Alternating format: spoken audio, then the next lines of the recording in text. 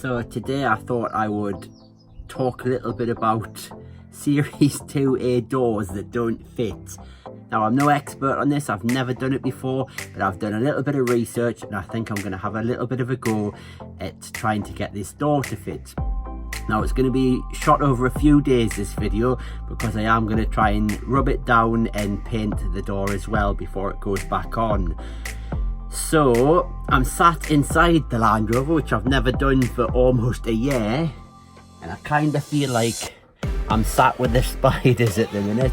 It is spider season here in the UK, and they're absolutely everywhere in here. So, I'm going to get out of here quick before I get accosted by the little buggers, and we'll have a look at this door.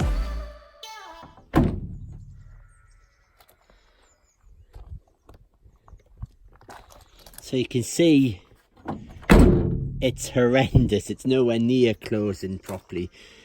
The door doesn't have seals all the way around. If you look here, you can see that there's no seal in this section here. And I kind of want to get this done in the next week or so, because we've got winter approaching here in the UK, and I don't want to have this cover on all winter, because it just doesn't cope with high winds, and we get a lot of winds here, and I just want to get this all sorted and sealed so it can just stand over winter without worrying about the water running in here and the door blowing open. So if I open this door, you can see we've got original Land Rover seals around here that are in poor condition, but I'm not really looking at changing them this year if I can help it. I'm just going to have a go at trying to get the door to sit properly. I might just have to get a bit of stick-on rubber or something down here to stop the water coming in a little bit if I can. So there's a few ways I'm told of doing this, and it's just a case of taking these off and the adjustments in these two nuts and bolts here. So what I plan on doing is I'm going to buy a new kit for here, just in case there's any play in the actual hinges themselves, which is highly likely, and you can get them for a few dollars or a few pounds on eBay, so that's fairly easy to do. So the plan is, like I said, I'm going to remove the door and refit these and see if we can align it from there. Now, one other thing I have been told is that if the original person who put this back together didn't put the tub on first to line this up, and this is a big mistake that a lot of people make when they're rebuilding Land Rovers, is they'll fit this bulkhead or firewall first, and then they'll fit this second. Now, it should be done the other way around. If you fit the tub first, you can then align your door up, fasten it onto here, and then adjust your bulkhead to the right angle so you get it nice and square. So I'm just hoping that whoever had it beforehand has done this correctly and I can get this lined up nicely. So I'm going to have a go at getting this door off, and I'm going to stop the video there, and I'm going to get it all sanded down and repainted, and I'll update you on that as soon as it's done.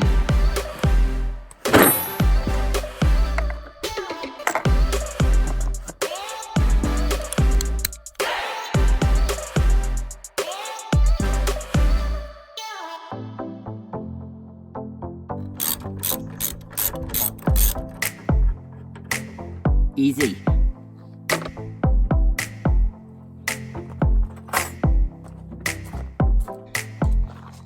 And that's it, that's the door off. That's why I love Land Rover so much. That took 3 minutes to remove that door, if that. 3 minutes including finding my tools. Brilliant. So now that that's off, I'll be able to rub this down properly and paint this part of the bulkhead. I'll remove the door tops. The doors are all in extremely good condition. I might remove the door latch. I'll see how easy that is. I'm going to guess it's going to be easy enough, but I'm going to get all this rubbed down and painted as well before it all goes back on.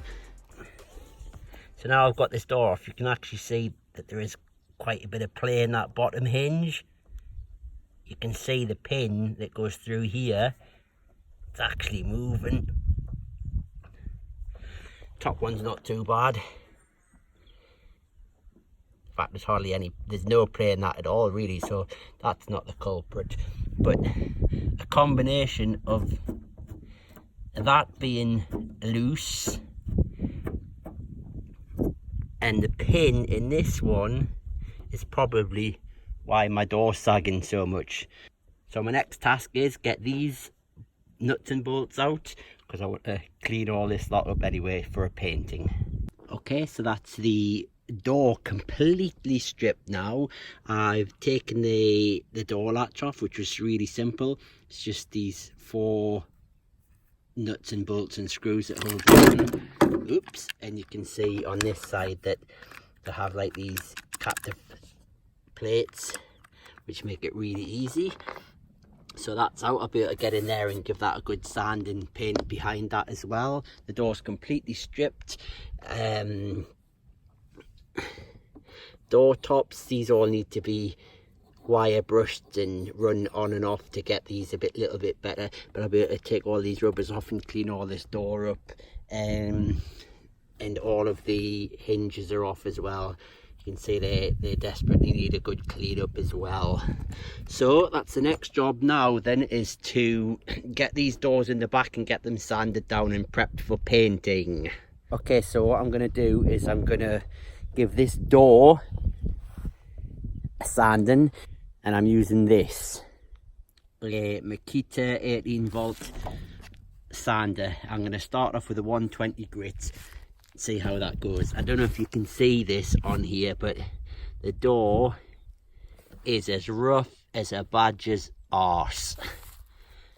So hopefully, giving that a good sand, we'll get that nice and smooth, and it should finish it quite nicely. So I know a lot of you are going to be saying that I'm doing this wrong, the preparation. Hey, all I'm trying to do is clean it up a little bit. I'm not by any means a bodywork expert. I'm just having a go, and I know 320 might not be fine enough for some of you, but I'm hand painting it, I'm rollering it and brushing it, so it's never going to be brilliant anyway. So if I can get it smooth with 320 grit, that's good enough for me, and that'll be good enough for that old Land Rover.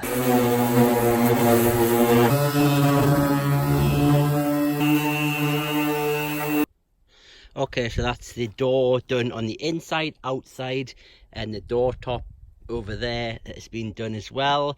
The door top was more just to give it a bit of a light key. It was fairly smooth anyway, so I just went over that with a 320 grit to give it a bit of a light keying, so that it makes it a little bit rough for the paint to stick to. And this door now, it's super smooth. It's really good. A little bit of a gash there, I'm not too worried about that, but in general the door's lovely and smooth now. I just need to let that dry. I've just washed it off now to get all the dust off it, so that's gonna sit there for an hour or two and dry, and then I will get this all masked up and then give this bare aluminium a few coats of etch primer. So that's it, all nicely done. Looks quite good, I think. And just gonna sit and let this dry off now. Okay, so it's the next day and we've had a bit of a disaster. I don't know what's gone wrong, but the paintwork just looks awful. It's gone really dull and not shiny at all. You can see some parts of it down here do have the nice glossy shine, but the rest of it just gone this horrible dull colour. And it quite disappointed with how unsmooth it actually is up here. I thought I had gotten it quite smooth, but it's not as good as I'd hoped. I presume that it's either rained through the night or it's just been a very, very moist night and it's getting into it somehow and it's just made a mess of it. And that's across all of them. If you look at the wings that I did, these were all lovely and glossy when I left them yesterday, and they're just dull. Very, very dull. So, I mean, they do have a coat of paint, and look at the state of that one. Horrendous. So, anyway, I guess the plan now is, I'm not sure if I'm going to paint these now, as it seems to me that the weather on a night time is probably too damp to be painting outside now. We're late September. I guess what I'm going to try and do is just brush paint the little bit of the bulkhead so that I can get my door hung back on, and I'll paint up the hinges and put the new hinge pins in as well and get the door back on and hung. I don't think I'm going to try and repaint the whole door because the weather's just not good enough now. So I'm just going to give this bulkhead a quick sand and paint underneath where the hinges go.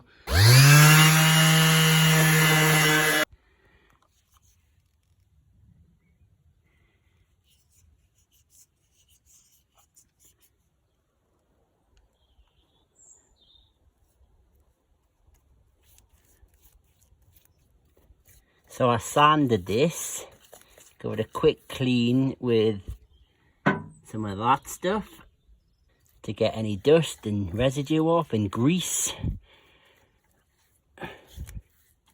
Just giving it a quick brush with a paintbrush. And I just want to get this done because it means I can put my door back on and not worry about having to take it off if I've painted underneath the hinges like this. It's just one less job to do next year. Might as well do that bit as well. Enough paint on there, and then just get a dry brush and just lay it off.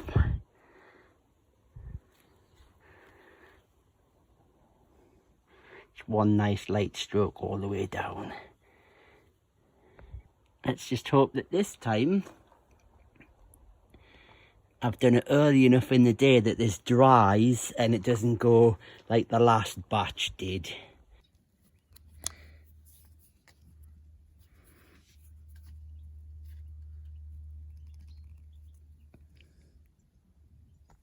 So the socket goes on there, and then fathead screwdriver on this side. Ow.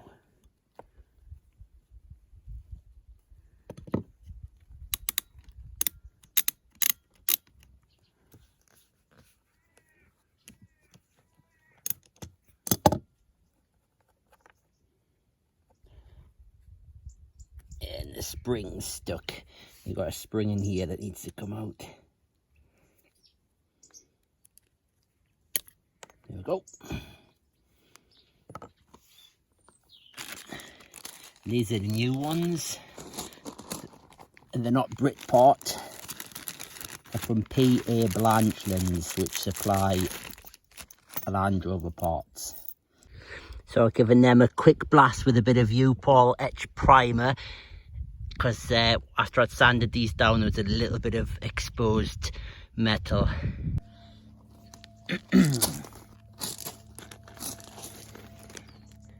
So I've given these a little bit of a coat of paint, but this one needs a bit more. It's still got undercoat on. This goes in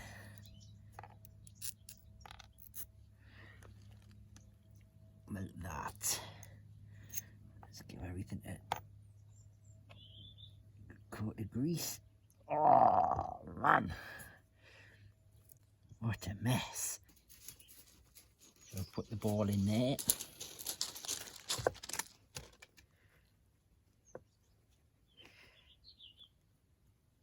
Grease.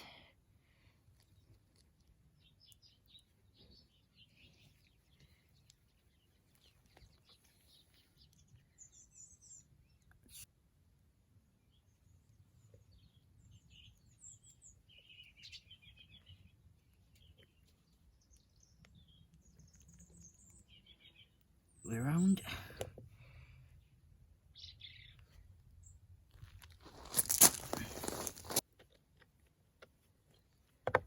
So I won't be bending that lock tab till I go and check that I've got this the right way around.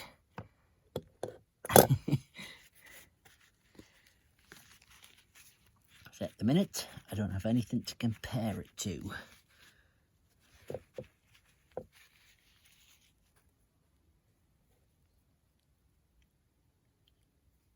Oh, solid. It's all the play gone. Brilliant. So a few days have passed now, and I think I'm just too late to be painting anything now. It's mid-October and the weather's just way too cold to try and hand paint anything outside now. So I'm just going to try and put it all back together now. Oh, it just didn't come out very good, the paint. And like I say, I'm just not worried about that this year now. I just want to get it back together and put this thing to bed for the winter. Painted and it's actually come out all right, so that's one good thing. At least when I put these door hinges back on, I don't need to worry about taking it off again. So I've loosely fitted these bolts into the bulkhead. I'm going to try and put the door in there and then get these ones in, keep everything loose, try and line it up, and then try and tighten everything up and make sure it's closing properly.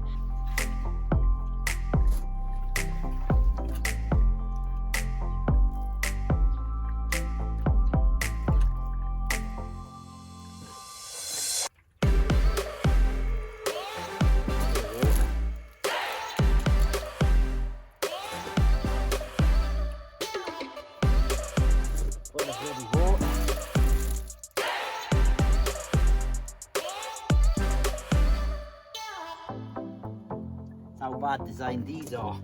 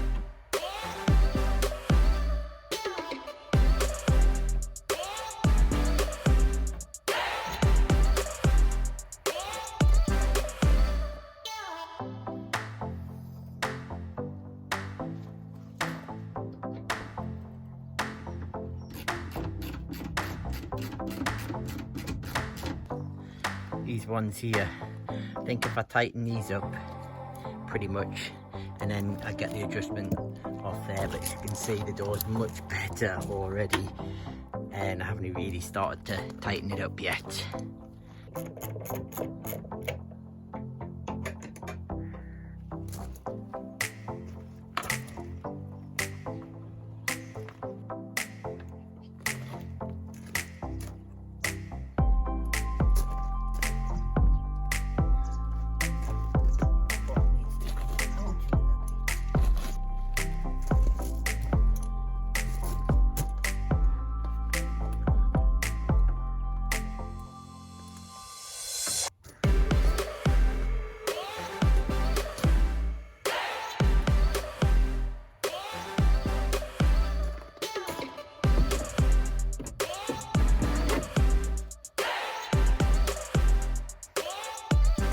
Oh, still not closing on that side. The gap's pretty good down there. Let's see, I have to see if I can't get this further along somehow. Alright, after a little bit of fiddling, I appear to have it pretty decent. As you can see here, it's actually closing. I'm not sure if the gap's perfect. It actually looks like it gets slightly wider down there. But you know what? This hard top isn't even attached. It's just sat on there. So I don't even know if the hard top's in the right place. That could possibly need to go back a tiny little bit. But all in all, it's pretty good. A little bit unaligned here when you look at the galvanized bits, but not too bad at all. Whether or not I'm going to get the lock on this today, I'm not sure. I decided to put the handle and lock back on, but it's nowhere near the striker. And I've got the striker adjusted as far this way as it can go, but I don't know if you'll see this or not. that's as far as it goes. And it's still a mile off. See that? It's not even close. Bit of force, but I've tried slamming it and it's still not going to go.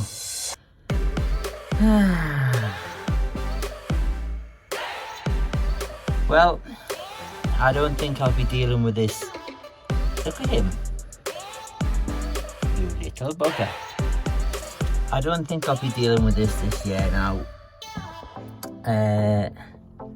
I'm just going to put a bungee on this, keep it held closed and deal with it next year. We're losing light really quick. It's not going to happen this year now. No idea why that's doing that. I mean, they're not new rubbers on it. It does feel like it's hitting along here maybe somewhere. Anyway, we'll deal with that next year. So this time I am signing off and I'll see you in the next video.